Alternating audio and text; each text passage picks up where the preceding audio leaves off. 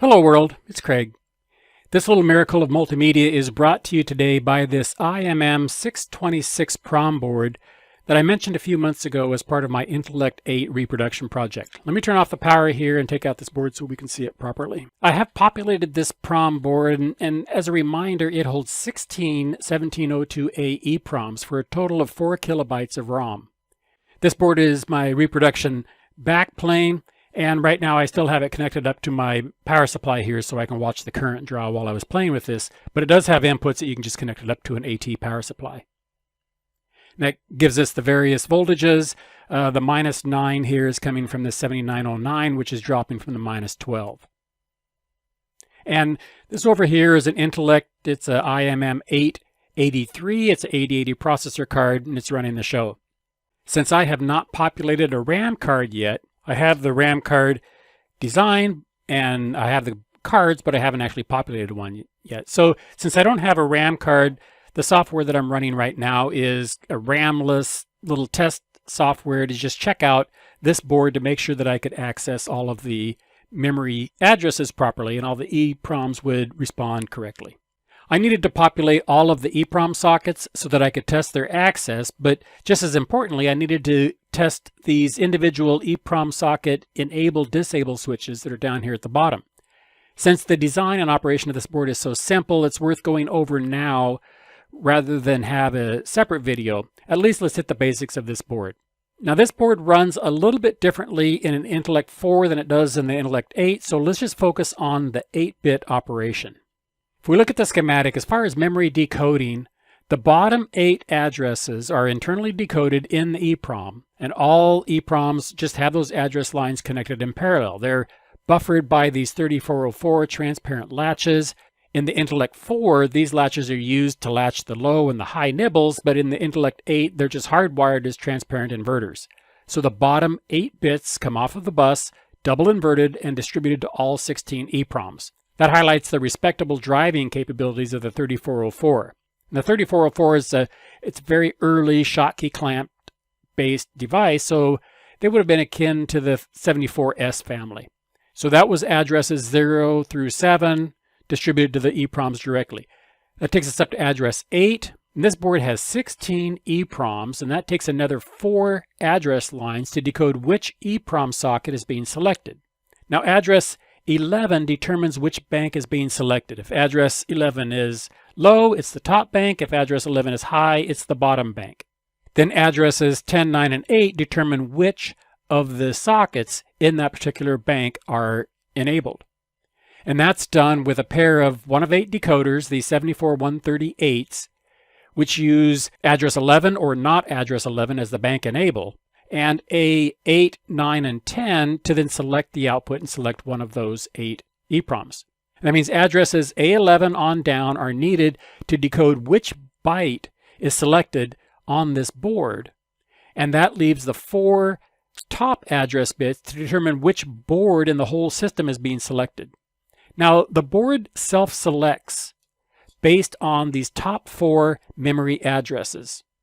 These signals MS12 through MS15. Now the original address lines from the processor come off the backplane and onto the board, and they're inverted, and then they go back onto the backplane. And then on the backplane, there are hardwired traces for the 4 ROM sockets and the 4 RAM sockets that select whether it's going to take the original address or the inverted address and feed it back to the board itself. So this board plugged into this slot has addresses for when A15, 14, 13, and 12 are 0.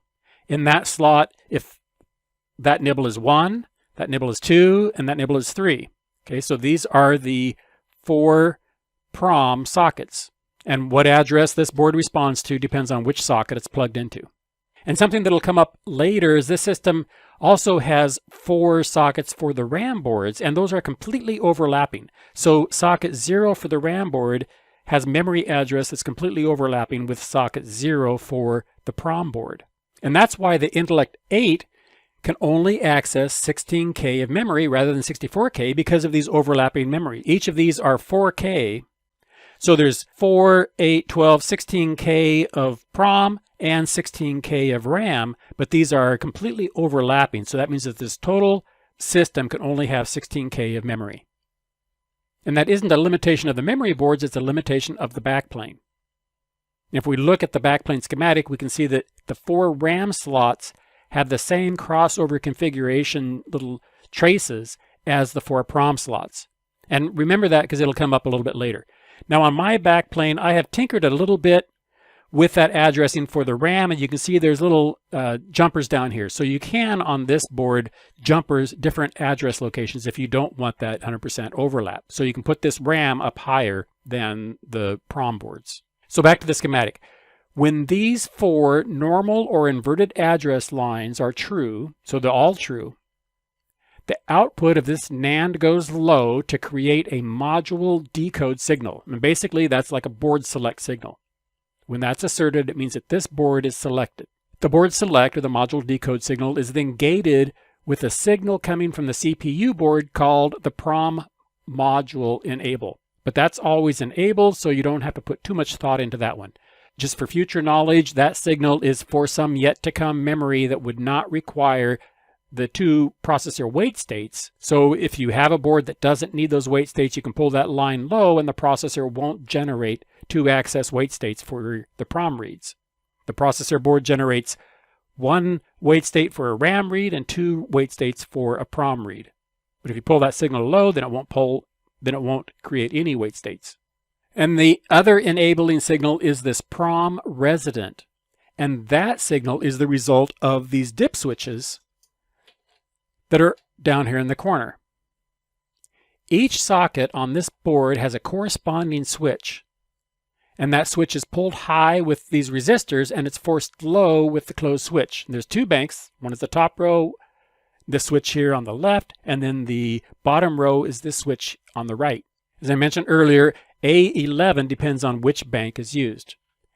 The result of these switches in A11 or inverted A11 go into this multiplexer, which is controlled by the next 3 address lines, so A10, 9, and 8 again. And this is different than the 74138 decoder that selected which socket was enabled. This is a multiplexer using the same inputs, and when A11 enables that multiplexer, then 8, 9, and 10 determine which input select is selected. And then the switch position for that socket is gated with A11, and either pulls down this PROM resident signal or it lets it float high. So basically, even if this board is selected, depending on the value of any particular switch, when that socket is addressed, if that switch is disabled, it's just as if that socket didn't exist, and this board will not respond to that memory address. Now that PROM resident signal is inverted as the 3rd input to U28B, and the output is the PROM module select signal. If we follow that over to the top right of the schematic, all of the data outputs of the sockets are just tied together, and so when that PROM module select is asserted, then the data from that selected EEPROM is put onto the bus. So A15, 14, 13, and 12, via the shorting traces on the board itself, select the board.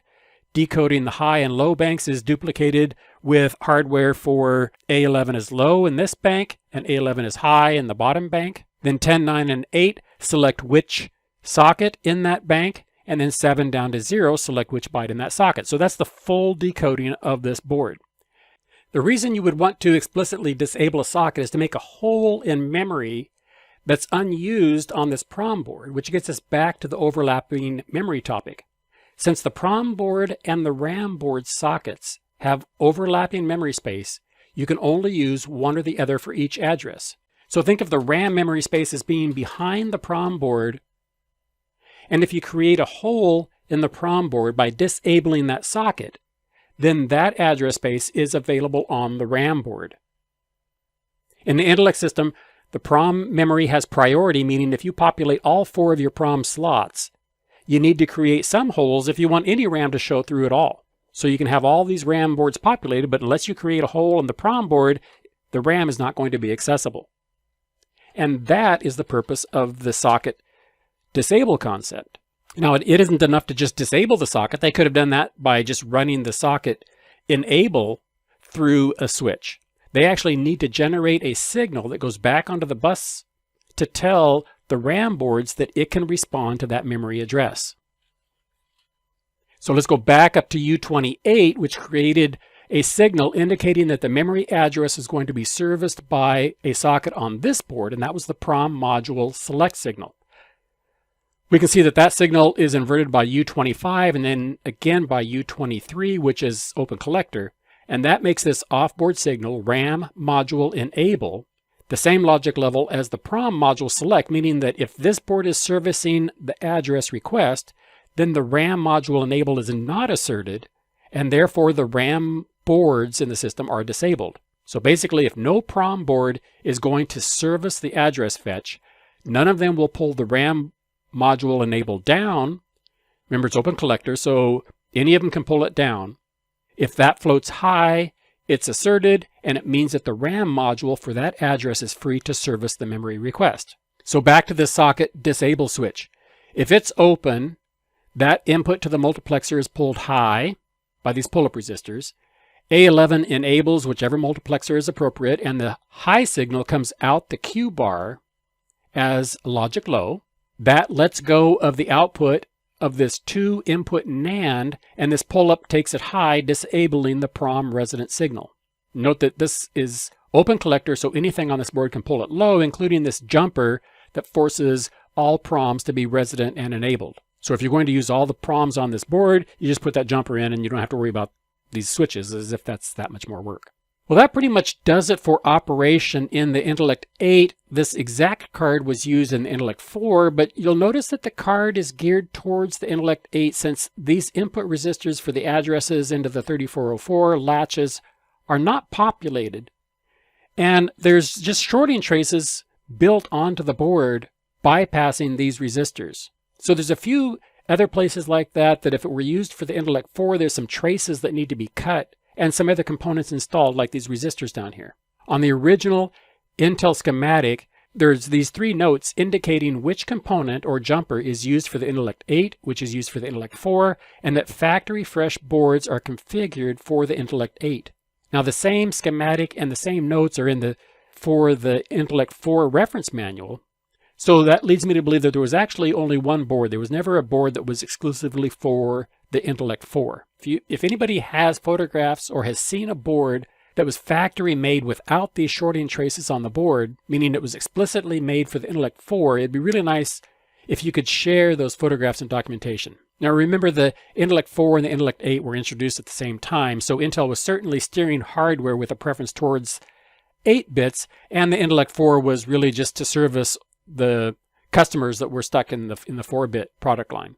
Like a Persian rug, this board isn't without its flaw. There is one easily patched problem on the back that we need to address on the back of this board. You can see this little patch here. This goes back to a mistake that I didn't catch in the schematic. This little wire here coming out of U25, the PROM resident signal, I evidently moved something or drug it, and I disconnected that wire on the schematic and I didn't notice. Of course, I should have caught this if I had run the schematic inspection, but evidently I didn't.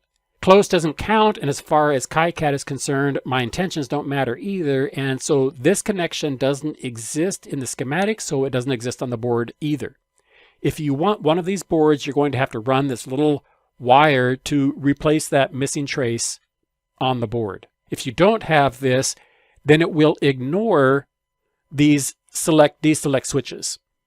And actually, it's a little bit worse than that. It'll be a little bit flaky because you're relying on this gate input to float itself up, which it mostly does, but at some transitions it introduces a little bit of telegraph noise onto this enable signal, and occasionally the board will disable itself and the processor will just fetch an FF, and it'll just do a restart 7. So that's like the respawn technique I mentioned in a couple of videos ago about memory swapping. Now, as a final board design note, you'll notice that it doesn't use any form of the read signal to qualify the address, and the board will enable and put data onto the bus even before address transients ripple through the system. So this is, the 1972 version of Intel living dangerously, I imagine. And it's not an oversight. Qualifying the address isn't required on this system because it has multiple data buses for the different types of cards.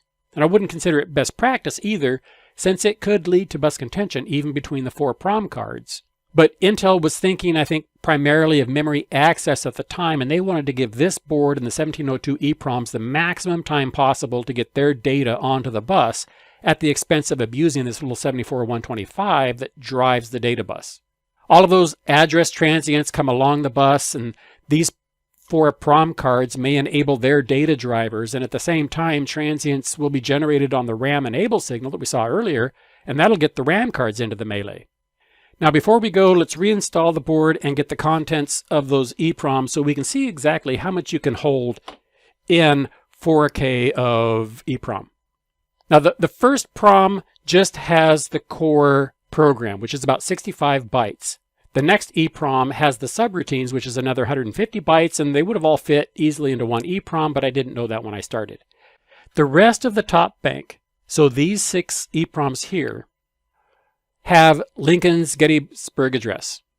That starts at address 200 and goes up to 07C9, which is 1400 bytes. So 270 some odd words of the Gettysburg address fills up this the rest of this entire first bank. So all but 55 bytes of these 5 1702s. Then the first 5 EPROMs on the second bank have this confidence test splash screen banner. And amazing, this silly splash screen occupies as much memory as the Gettysburg address. And the purpose of all of this was just to easily identify if there were problems with memory access and confirm that the deselect switches work properly, which is how I found that one trace was missing. And I didn't feel like writing a RAM-less memory dump code and then go through the code. These served as an effective test of just seeing that I was getting all of the RAM. If I close the switch, it becomes obvious that something is missing out of these. Okay, these next 2 EPROMs have the Hello World splash screen, and then actually they took a little bit less than those 512 bytes. There were a few bytes left, so the stick Hello World banner that I showed you at the beginning starts in 14 and it continues over into socket 15, which is hanging off on this serial port dongle. Now, the Intellect system has a dedicated I/O board with the UART for a serial port, but I haven't even started the layout of that yet. So we're stuck with my EPROM serial port dongle doodad. Diagnostics and confidence tests, they just go so much faster once the hardware is connected to a terminal. So I have this little EPROM serial port dongles for the 1702, and then I have another one that handles all the other EPROMs. If it's an 8085, I'll use the SID and SOD lines whenever it's possible, but of course the 8008 and the 880 didn't have those serial I/O lines, which is why we're using this dongle. Okay, that's it for the 626 PROM board. I don't expect to make another video on it. I had a few questions about the status of this project, so I wanted to do a catch-up video to let everybody know what was going on. I have a few more of these than I expect to use, so as usual, if you're willing to pay for the shipping and you want one of these first-run boards, even with the missing trace that requires a patch, drop a comment to hold your place in the queue and then contact me via email with your contact information and we'll work out the details for the shipping. Okay, so that's it. Thanks for watching. I will talk with you later. Bye-bye.